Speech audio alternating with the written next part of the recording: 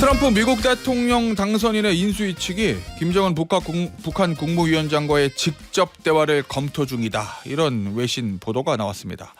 러시아의 북한군 파병 상황 속에서 과연 북미 대화가 가능할지 태영호 민주평통 사무처장과 관련된 이야기 나눠보겠습니다. 처장님 안녕하세요. 예, 안녕하세요. 제가 앞서도 말씀드렸지만 이 외신 보니까 트럼프 당선인이 김정은 위원장하고 직접 대화를 검토하고 있다. 뭐 이런 소식이 이제 어제 아침에 나왔거든요. 어떻게 보세요? 트럼프 2기 행정부에서 김정은 위원장과의 관계 설정 트럼프 대통령이 어떻게 할 것으로 보십니까? 저는 트럼프 대통령과 김정은 사이의 정상회담의 가능성은 저는 그렇게 크지 않은 것으로 저는 판단하고 있습니다. 그래요? 예. 왜죠? 왜냐하면 2018년과 지금의 북한 상황이 완전히 달라졌습니다. 2018년 트럼프 1기 때에는 북한으로서는 대북 제재를 긴급히 풀어야 할 그런 대단한 절박함에 쌓여졌기 때문에 미북 정상회담을 통해서 제재를 빨리 풀어야 했었는데 지금의 현 상황은 현재 러시아라는 축이 대북 제재에서 허물어졌고 오히려 북한군이 우크라이나에 가서 북한이 러시아로부터 상당히 많은 양의 현금과 군사기술을 받고 있는 상황입니다. 그래서 러시아와 미국과의 관계를 김정은이 저울질해보면 현 상황에서는 러시아와의 관계가 비할 바 없이 커졌기 때문에 당장 북한으로서는 미국과의 정상회담에 나서야 할 그런 절박함이 대단히 2018년에 비해 보면 적어졌다고 볼 수 있죠. 회담한다고 해서 성과가 확실하지 않은 미국 쪽보다는 확실한 러시아 쪽에 줄을 서겠다. 뭐 요게 이제 김정은 위원장의 태도다. 이렇게 이해도 되는 거예요? 처장님? 예, 그렇죠. 지금 일단 김정은으로서는 현찰이 들어오고 있습니다. 그렇기 때문에 물이 들어왔을 때 너를 젓는다고 지금은 러시아와의 관계에 올인하고 있거든요. 이런 상황에서 우크라이나 전쟁이 정전도 되지 않은 상황에서 미국과의 새로운 판을 벌려놓을 필요가 북한으로서는 전혀 없지요. 그럼 이게 우리나라 입장에서는 좋은 겁니까? 나쁜 겁니까? 북한의 비핵화를 달성해야 된다는 이 목표를 이루기 위해서. 지금 우리나라의 입장으로서는 지금 남북 관계가 지금 대단히 긴장하지 않습니까? 이럴 때 우리를 패싱해서 미국이 북한과의 그 어떤 핵 군축과 같은 그런 불리한 딜을 맺는다는 것은 우리한테는 정말 최악의 상황이 될 수 있습니다. 그렇기 때문에 현 상황에서는 우크라이나 전쟁에서 북한이 지금 계속 자기 이익을 챙기고 있는 상황에서 미국과 북한이 당장 그 어떤 협상에 나서거나 그 어떤 핵군축 딜을 맺는 것 같은 이런 상황은 우리한테 절대적으로 불리하죠. 알겠습니다. 처장님, 최근에 저희 언론에 많이 보도된 이 대남 방송 얘기할 건데요. 이 접경 지역 인근 주민들이 잠도 못 자는 고통을 호소하고 있다는 그런 상황인데 저희가 청취자 여러분께 양해를 하나 좀 부탁드릴게요. 저희가 이 대남 방송, 북한이 우리 접경 지역에 틀고 있다는 대남 방송 틀어드릴 건데 이게 이제 접경지 주민들이 어떤 소리를 듣고 있는지 짧게 좀 이해해 보려는 취지로 준비했습니다. 그런데 이게 좀 청취자 여러분들이 듣기에 불쾌하신 소리일 수도 있다는 점 요거 미리 양해를 좀 부탁드리고요. 일단 한번 들어보죠. 이 대남 방송.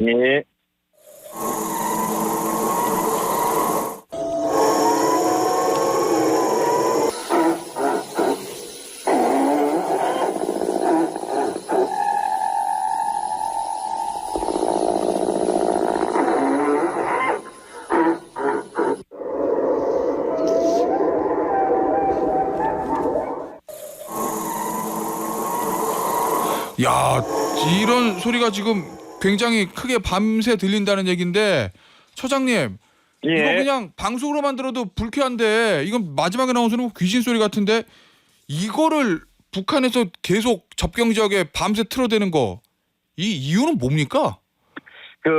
최근에 북한이 대남 전략 전술이 대단히 상당히 변했습니다.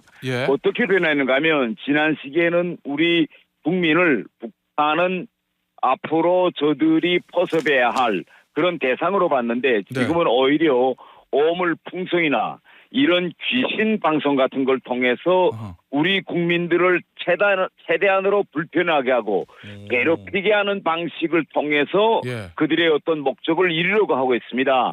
그래서 지금 우리 국민들을 불편하게 만들어서 우리 국민들이 정부의 그런 대북 정단 중단과 같은 그런 요구를 더 거세게 압박할 것을 노리는 이런 이제 전략이라고 볼 수 있습니다. 그럼 처장님, 우리는 대북 방송할 때 뭐 K-팝 같은 좀 노래 틀어주고 저 대북 풍선 보낼 때 거기 뭐 초코파이도 보내고 좀 좋은 거 보내는데 네. 북한은 귀신 소리 틀고 오물 풍선 보내잖아요. 좀 나쁜 거 하는 거잖아요. 네. 그럼 그게 북한이 얼마 전에 뭐 이제 통일 하지 않고 이제 뭐 저 두 국가를 체제를 굳히겠다. 요렇게 전략이 바뀐 거하고 그럼 연관이 돼 있는다는 말씀이세요? 예, 그 연관이 되어 있습니다. 지금 북한은 예. 남북 관계를 적대적 두 개 국가 관계로 만들려고 하고 있고 이제는 남과 북이 같은 민족도 아니고 예. 동족도 아니며 동질도 아니다 이렇게 보고 있거든요. 그러니까 남과 북의 관계가 적대적인 북의 국가 관계뿐만 아니라 예. 우리 국민을 향해서도 이제는 같은 민족도 아니다. 아하. 이런 적대적인 두 민족이다. 이런 인식을 가지고 있는 겁니다. 그렇기 예. 때문에 지난 시기에는 차마 하려고 하지 않았던 우리 국민을 향한 오물풍선 테러라든가 이렇게 귀신 방송 테러를 가해서 이런 걸 통해서 정부에 대한 예. 압박과 압력을 더 거세게 만들자 이런 목적을 가지고 있습니다. 근데 처장님, 이거는 이런 방송 이거 북한에서 누가 만드는 거예요? 요런 거만 전담하는 어떤 부서가 따로 있나요? 예, 북한 군의 어떤 대남 이제 적과의 공작을 한다라는 적공국이라는 부서가 있는데 예. 그 안에는 방송 전담국이 있습니다. 그래요? 그러면 그 본 전담국 안에는 이런 각종 콘텐츠를 만들어내는 부서, 그 다음에 아나운서들 여러 이제 기능을 하는 하나의 완전한 이제 방송국과 같은 그런 부서가 있는 거죠. 예. 그런데 이거 그러면은 북한이 전략적으로 계속하고 있다는 건데 이런 방송 네. 어떻게 해야 멈출 수 있다고 보십니까? 왜냐하면 접경 지역 주민들이 너무 불편을 호소해서 얼마 전에 국정감사장에서 와서 또 주민이 피해를 호소했잖아요. 눈물로. 네. 아마 지금 현재 우리 정부에서도 이러한 문제들과 관련해서 여러 가지 지금 시민단체들과 물밑 대화를 하고 있는 것으로 저는 알고 있습니다. 아, 그래요? 그렇기 때문에 아마 우리 정부도 이런 북한 주민들의 불편을 해소하기 위해서 아마 여러 가지 이제 물밑 대화를 하고 있는 거로 저는 이제 파악하고 있습니다. 알겠습니다. 물밑 대화는 이루어지고 있다. 이 북한의 러시아 전쟁에 군 파병한 거 요 얘기 좀 해볼게요. 네. 이 내부 지금 분위기는 어떻습니까? 얼마 처음에 파병할 때는 이거 좀 내부 분위기가 굉장히 좋지 않다. 북한 내부가 이런 얘기들을 들렸었는데 지금은 어때요, 처장님? 지금 일단 북한은 이걸 이에 대한 철저한 보안을 유지하고 있습니다. 예. 그래서 일체 이와 관련해서 입 밖에도 꺼내지 못하게 통제하고 있기 때문에 많은 북한 주민들이 이러한 사실을 지금 인지하지 못하고 있고 예. 그다음 지금 이 우크라이나 전쟁 상황이 우리 일반 전쟁처럼 이런 백병전이 아니에요. 먼 거리에서 호상포와 미사일 이런 드론을 통해서 이제 사상자를 내고 있기 때문에 현재 얼마나 많은 북한군 병사들이 죽었는지 이에 대해서는 지금 정확한 사실관계가 파악되지 않고 있고요. 그런데 만약 전쟁이 장기화돼서 많은 북한군 사상자가 날 경우 북한도 이에 대한 비밀을 유지하기는 힘들 겁니다. 아, 그래요? 예. 그렇죠. 예. 한두 명도 아니고 이제 몇백 명, 몇천 명이 사상자가 난다면 이것은 결국 시간상 문제이지 북한의 이 사실이 알려질 거고 저는 이것이 북한 체제를 향후 흔들 큰 요인으로 작용할 것 같습니다. 아, 그래요? 왜냐하면 지금 현재 북한군에 나와 있는 10대, 20대 병사들인 경우 북한도 이제는 대단히 저출생 국가이거든요. 한 집에 애들이 많아야 2명, 대부분 가정은 1명인데 그럼에도 불구하고 의무적으로 군대에 나갔는데 그런 집안에 하나 혹은 둘밖에 없는 자식이 타국에 가서 그것도 다른 나라를 위해서 총알바지로 싸우다가 죽었다. 이거는 북한 주민들도 대단히 받아들이기 힘든 이런 이제 일이죠. 알겠습니다. 아직까지는 통제가 되고 있는데 알려질 경우에 큰 파장이 있을 수 있다 이런 말씀입니다. 처장님, 예. 앞서도 말씀해 주셨지만 김정은 위원장하고 이제 푸틴 대통령이 아주 그냥 밀착하고 있잖아요. 예. 근데 얼마 전에 보니까 푸틴 대통령이 평양 동물원에 사자와 불곰 같은 좀 이런 맹수류 동물 70마리를 보냈다. 예. 이게 좀 의미가 있는 선물이에요? 이제 북한은 다른 나라 이제 지도자들과의 관계에서 예. 아시다시피 지난번에는 푸틴이 직접 승용차 좋은 것도 보내고 예, 그 전에는 김정일 때는 말도 보냈어요. 말이요. 예. 예.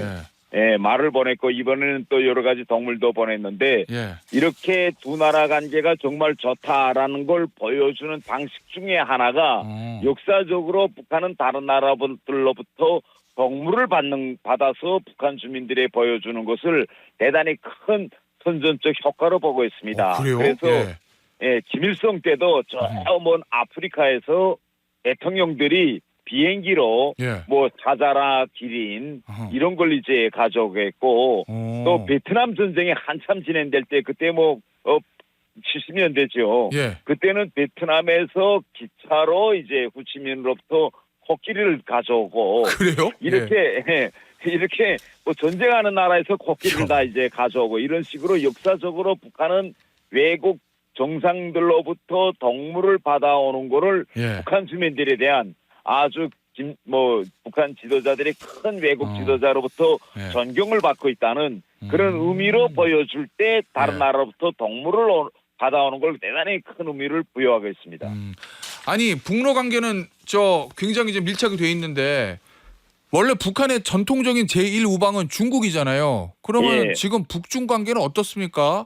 중국이 좀 불편해한다라는 보도도 좀 있고 북러의 밀착을. 북중 관계는 대단히 지금 소원해지고 있습니다. 그 중요한 이유는 김정은과 시진핑 주석 사이에 합의된 것이 전략적인 움직임을 할 때에는 반드시 소통한다. 이게 시진핑, 김정은의 전략적 합의입니다. 그런데 북한이 지금 러시아에 파병하고 또 러시아에 여러 가지 군사 지금 원조를 주고 있는 것은 이거 북한으로서는 대단히 큰 전략적 움직임인데 이러한 상황을 놓고 북한과 중국 사이에 전략적 소통이 지금 이루어지지 않고 김정은이 독단으로 지금 다 처리하고 있는 겁니다. 그러니까 당연히 시진핑으로서는 이러한 상황을 받아들일 수 없는 거고 두 번째로서 더 큰 거는 앞으로 러시아와 북한 사이의 군사적 협력이 강화돼서 정말 북한의 군사력에 하면 미사일이라든가 인공 정찰 위성이라든가 더 나아가서 핵 잠수함과 같은 이런 전략적 기술 측면에서 북한이 정말 다시 한번 더 도약한다면 그러면 중국으로서는 동북아시아에 새로운 군사 강국이 출현하게 되는 것입니다. 이럴 경우 우리 한국이나 일본과 같은 이런 잠재적인 전략 강국들이 가만히 있을 수가 없는 이런 상황이 오는 겁니다. 중국으로서는. 그래서 중국은 현재의 동북아 상황을 중국과 미국의 통제 밑에 두고 싶어 하는데 지금 북한이 러시아와 손을 잡고 여기로 치고 나오니 중국으로서는 대단히 큰 전략적 판도를 흔드는 그런 일이다. 이렇게 볼 수밖에 없죠. 알겠습니다. 처장님, 북한 후계자 얘기 좀 해볼게요. 김주의 위상이 격상됐다는 좀 보도가 있었어요. 왜냐하면 이게 김여정이 김주애를 깍듯하게 직접 안내하는 모습, 이 영상이 공개되면서 지난번에 저랑 인터뷰하실 때는 아직까지 김주애가 후계자로 내정된 단계는 아니다. 이렇게 말씀하셨는데 현재는 어떻게 보십니까? 우리가 일반적으로 후계자라고 할 때는 만약 지도자가 부재했을 경우 지도자가 해야 할 능력을 대체할 수 있는 인물을 우리는 후계자라고 합니다. 그런데 현 상황에서 갑자기 김정은의 유고 사태가 났다든지 김정은이가 무슨 일이 생겨서 김정은의 업무를 대체해야 되는 이런 상황이 됐을 때 김주애가 그러면 대체할 수 있는 그런 능력을 가지고 있느냐. 아직은 그런 능력이 없기 때문에 김주애가 후계자라고 보기는 저는 좀 무리가 있다. 이렇게 생각하고 다른 하나는 만약 김주애가 진짜 후계자로 내정됐다면 김정은으로서는 적어도 자기 후계자의 이름 정도는 북한 주민들에게 알려야 합니다. 예. 이름이 뭐다는 거. 그런데 북한 내부에서도 지금 김주애라는 사람도 있고 김주예라는 사람도 있고 그래요? 예. 북한 주민들이 헷갈려요. 도대체 이름이 뭔지. 예. 세상에 후계자가 이름을 모르는 후계자가 있을 수 있을까요? 예. 저는 그리고 다른 하나는 예. 지난 시기에 김정은이 후계자로 됐을 때 또 예. 김정일이 후계자로 되었을 때는 그 후계자에 대한 절대적인 충성 교양이 있었습니다. 그런데 지금 북한 내부를 보면 김주애가 지금 중학교 유학생인데 머리를 길게 기르고 다니는데 예. 많은 중학교 유학생들이 왜 저들은 김주애처럼 머리를 길게 기르지 못하느냐 아하. 이런 질문들을 선생한테 한다고 해요. 그래요? 예. 그럼에도 불구하고 북한이 이걸 큰일 난 것처럼 하지 않고 예. 지금 쉬쉬하고 있거든요. 아. 만일 후계자로 내정됐다면 예. 그러면 지금 북한 애들 속에서 김주애는 머리를 기르는데 우리는 왜 안 돼? 이런 질문조차도 나오지 못하게 완전히 원천 차단해야 되는데 예. 뭐 김주애 관련해서는 이름이 뭐지? 뭐 이런 이야기. 알겠습니다. 김주애는 머리를 길게 기르는데 우리는 왜 안 돼? 예. 이렇게 되고 상황을 김정은이 어느 정도 방치하고 있는 걸 보면 예. 아직까지는 후계자로 내정되지 않았다. 저는 이렇게 판단하고 있습니다. 알겠습니다. 오늘 인터뷰는 여기서 마무리하도록 하겠습니다. 지금까지 태용호 민주평통 사무처장이었습니다. 처장님 감사합니다. 예, 고맙습니다.